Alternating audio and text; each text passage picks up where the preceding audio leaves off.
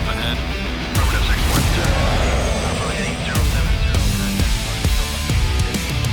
Welcome into the Wealthy Pilots Podcast. Ben George filling in for Mark along with Scott Osborn. And today we're talking more about the 401k, but more specifically the mistakes that pilots are making within their 401k. We got three we're going to point out for you in this episode, in this video. So it should be a very informational one and a valuable one for you as well.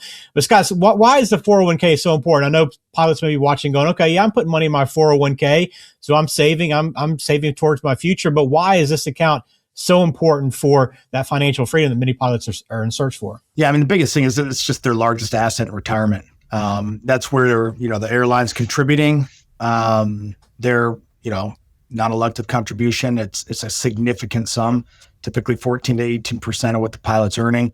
And then when these guys are getting, even pretty early in their careers, they're getting to income levels that many times the airline is maxing the 401k out for them, throughout the year. So it's a very, very important part of their financial plan to get this correct. I mean, the number one, I had somebody comment on one of my Facebook posts before where he said, well, step one, get to a major airline. Yes, I would agree. Like getting to a major airline is definitely going to be one of the most important steps. And now that you're on the track of building seniority and building, the higher pay tables and all that, you're automatically going to be setting yourself up for financial success because of A, all the hard work that you've done to get there, and then B, because of how the contract is set up and how these funds are this cash is going to get, loaded into these 401ks. But, there's an element of prudence here where we should really, take great care with the opportunity that's been given, and seize to have a great lucrative airline career. And so, the contracts continue to get, more favorable, which is awesome for our folks. But again, it reiterates to me the importance to make sure that we're doing a good job with all the cash that's coming their way in these retirement accounts. All right. So if you want to make sure you're getting the most out of this large asset that you own, make sure you're paying attention as we go through these. But if you are making these mistakes, now is the time to take some action and make sure you're correcting these and make sure you're on the right path. Again, you can learn more about how Patriot Wealth Planners can help you out. Just go to retireairlines.com. All right, so let's jump into these three mistakes that pilots make with the 401k. The first one we want to discuss is taking the default option. So Scott, are a lot of pilots just taking what's out there and what's automatically being done for them? Or are they actually thinking through the investments within their 401k? Yeah, I think, to me, this is probably the most common one I see for, I'll say the mid-career and under guys where, they're getting hired in and they're taking in a lot of, information and process with the company and getting themselves going. And the 401k is just kind of back there. They know money's going into it and they know that there's a default investment option. I'll deal with that later. So many times with our new to mid-career guys, this is something I'll typically see. But they're just taking the default option. So the company is going to default them into a target date fund. That target date fund every year is going to get a little bit more and more conservative as the pilot ages, and it's really tied to their target retirement date. And historically, we just see these target date funds underperform the broader market for sure, and then also underperform many of the growth strategies that are available inside the 401k. And so, again, taking the default option is typically not going to be in the best interest of the pilot if we look at what their aspirations are for growing their portfolio, what their tolerance for risk is, and then what their target retirement timeframe is. We're typically able to generate some, investment performance by reallocating them into a more aggressive portfolio that's more in line with their goals. So, you got to unpack that a little bit, through the planning process. And obviously no investment performance is ever guaranteed, but typically, again, just looking at like long-term track records, you definitely have a drag inside of these target date funds that is not typically in the best interest of the pilot. That's for sure. Yeah. If that's been something that you've been doing is just taking that default option, that target date fund, it's better than nothing, I guess, but still you can be doing more to maximize that money and to maximize your growth, hopefully by changing the way you approach those investments. All right. So that's our first one here. I know we just did a video here recently on, contribution strategies, really in depth on that target number of $400,000. If you make below or above that, things to be thinking through. So I encourage you to go back to that video, but let's touch on contribution strategies and more importantly, pilots that don't have a contribution strategy? Yeah, and this is another one again. This is almost a piggyback of the default option. And again, I would highly recommend we go into way more detail on that last episode on contribution strategy, but just not having a contribution strategy that's tied to my career. Because if your contribution strategy doesn't change as your career changes, you are absolutely leaving some tax efficiency on the table for sure. And it's probably going to be something that you look back on when you retire and say, man, I should have done just a little due diligence there and a little bit of work in the setup and direction setting can manifest in some huge, like 7-figure differences in your retirement through either investment performance or tax classification of the money, tax savings, and future retirement income. And so this is a big one that gets overlooked. People tend to think, I'm saving. Okay, I'm doing good. Yes, saving is better than not saving. But if we want to optimize what we are saving, and specifically what the company's saving for us, we need to have a discussion around not just taking the default, because again, they have the airline's not doing anything wrong. They have to have a default option where this stuff goes, because they got to write the 401k plan. There's all this IRS, like legal guidelines on how all that gets managed. That's why target funds exist, and the money doesn't go to cash for you to have to make a decision on it. That's kind of why all that is set up, how it's set up. So there's not that there's anything wrong with that, but it's more so that has nothing to do with you and your goals. That is a legal compliance thing. It has nothing to do with setting up this plan in your best interest and making sure that it's going to be something when you look back on your career and you're happy with all the flying you did, you're also really happy with all the saving and investing you did too.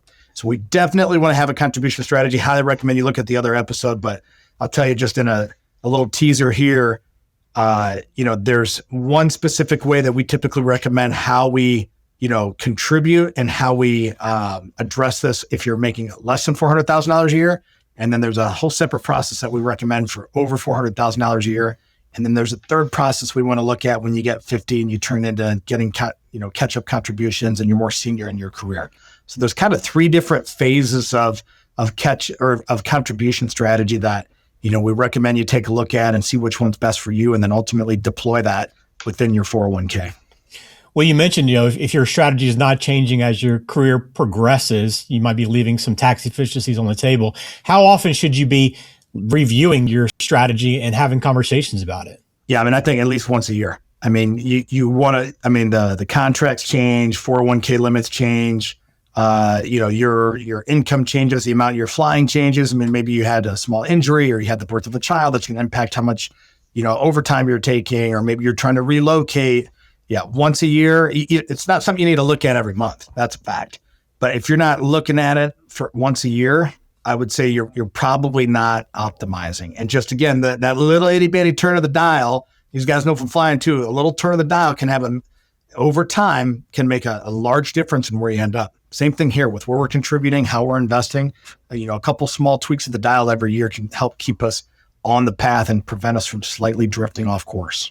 Yeah. So that's mistake number 2, not having a contribution strategy. And again, go back to our last video. We really get in depth on that as well. So if you're under 400,000 in income or above that, then you can also learn a little bit more about how that approach changes quite a bit too, at that kind of number there. So that takes us into our third mistake that pilots make. And that's just thinking that the 401k is all they need, Scott. So what else should they have as well? Yeah. So, and again, I know we talked about this in other episodes too, but like, one big mistake I do think is, hey, I got the 401k and the company's taking care of that. So, there's a sense of almost like I'm good.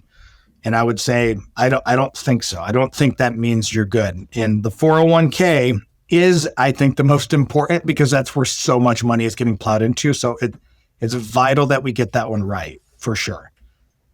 However, thinking that only the 401k is what I need, I think is selling yourself short. There are some small things we can do outside of the 401k. We talked about this with the ACE method, right? In terms of accounts, contributions, elections.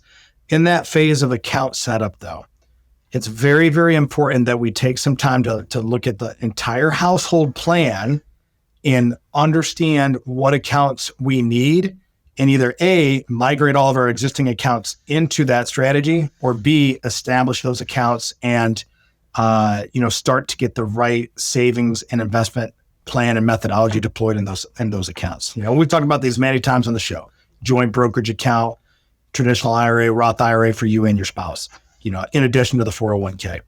And once we get that going, it's equally important to look back and say, hey, do I have old 401ks or an old TSP that I need to clean up? Do I have an old IRA that I started when I was 16 and have done nothing with? Get all this stuff consolidated, get it into one clear savings and investment plan and moving in the right direction. And then you'll really get clarity for how's the household performing. But yeah, thinking that just the 401k is, A, going to be enough, and then B, going to be something that provides you with the flexibility that you need in retirement. And it's probably more the flexibility from a tax standpoint than it is the actual dollar amount here, Ben, because again, if it's all pre-tax and let's say it's worth $7 million when I retire, hypothetically, or whatever the number is. Well, anytime I touch that pre-tax body of cash, I got to pay income taxes on it.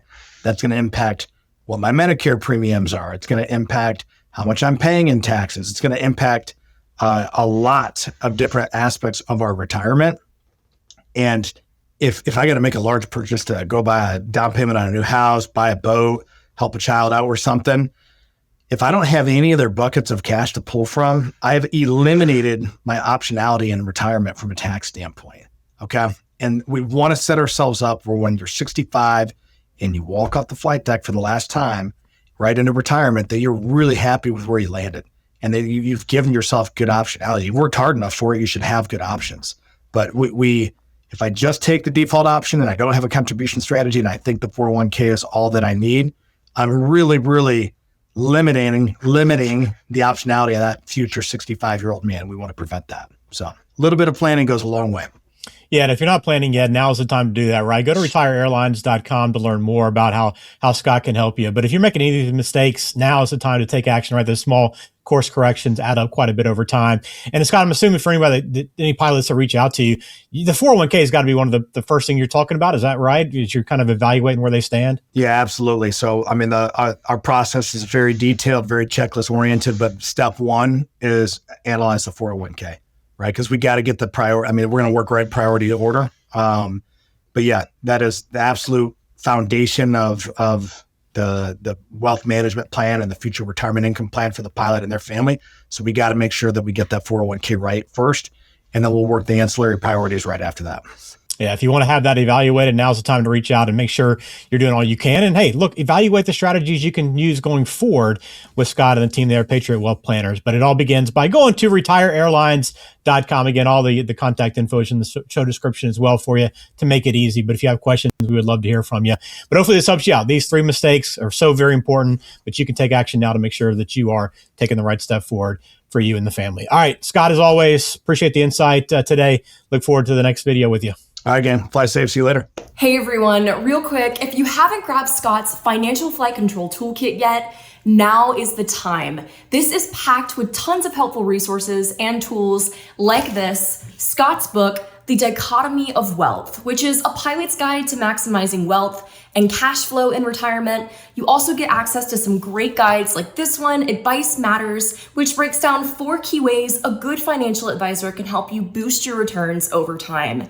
And guides like this one on the pitfalls of emotions when it comes to investing, and this one on the HCM byline investment strategy, and more. So if you'd like your very own Financial Flight Control Toolkit, just click the link in today's show description, and Scott and the team will be happy to get one sent your way at absolutely no cost to you.